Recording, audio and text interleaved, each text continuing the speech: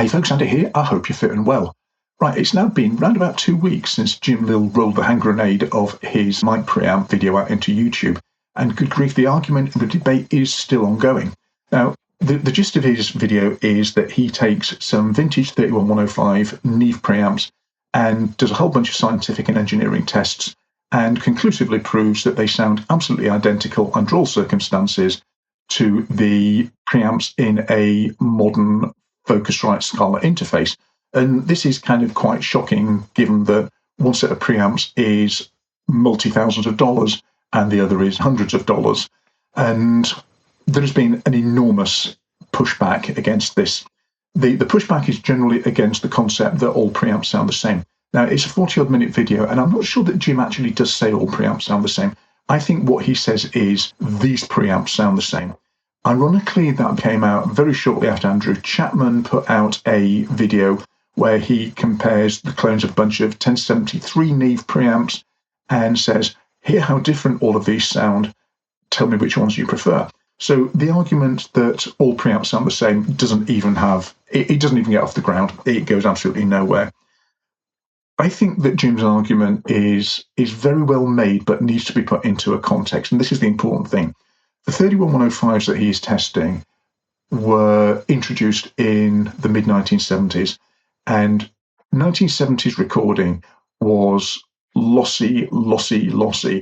You'd record 3 console preamps, and all those lovely transformers that we used to warm up sounds in the digital era would be there for proper engineering purposes like gain and balancing signals, that sort of thing. You would go through your preamps, out from your desk, you'd record onto tape, you'd get losses from recording onto tape. If you had to bounce things on the tape to get more track content, then you'd get generational losses on the tape. You'd get more losses when you came back into your console. You'd go through the channels, you'd mix through those lovely chewy EQs. You'd move your signal through different buses. You might go out of the console again into studio outboard gear compressors, things like that. Come back into the console, you might go through to your master bus, you get your mix sorted out, and then you push out and you record onto tape yet again. So every step of the way along, you are turning your pristine signals into different shades of mud. Rupert Neve was trying to build electronics to work in that environment. And so he was building pretty much no expense spared, super pristine hi-fi to the standards of the day audio electronics. Now, consider that you have got a decades-old desk, and consider that you are going to go out and build a clone of a preamp. So whatever that desk is, you might sit down and you might start recording, and you might start at channel 1 and you work your way through. Those channels have electronics in them that might have been maintained to the highest standard, they might have been neglected, they might have been modified, they could be somewhere in between. And they will have drifted off spec because they've got a lot of components in them that have gone through innumerable heat cycles, innumerable hours of operation. They will drift. They'll have started off different, the tolerances on components, however fine. By the time you've got the amount of circuitry that you've got in one of those old desks, you're going to get differences between channels. So you go along and you go, yep, that's lovely. And then on whatever source you're testing on, say you're testing on a snare, you put the next one up and go, wow, that one channel on that one desk sounds amazing. And this is where we get legendary desks, things like the Sound City Neve that Dave Grohl made so famous. It's famous because it's different. Otherwise, it would just be another Neve desk.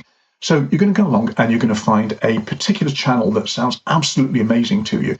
And if you are there to clone a preamp, you're going to pick that channel. If that characteristic is really nice, that sounds great on a voice, or that sounds great on a snare or a kick drum, and therefore you're going to exaggerate it. And what you get is this kind of group polarization thing that happens, whereby the differences start to get pushed out so that people say that's the best sounding 1073, 31105, SSL, API, whatever it is. And now in the world of audio interfaces, we find that lots of manufacturers make their high fidelity electronics the standard, and then they put a modifier button that is intended to bring back the mojo of those out of spec desks. So if you buy an SSL interface, for instance, you get the 4K button. Focusrite has, is it Air? Neve has Silk, and so on and so forth. All intended to get that, hey, look, it's just pushing the envelope a little bit into that different arena. I've seen a lot of comments on audio interfaces like this where people say, I bought it because of this, and after a while I just turn it off and use everything as clean as it can be. And certainly on my personal journey, I've gone from thinking that my ideal would be a whole bunch of funky 1073 preamps to thinking, actually just give me some Grace preamps that are super high headroom that just get out of the way and do the job.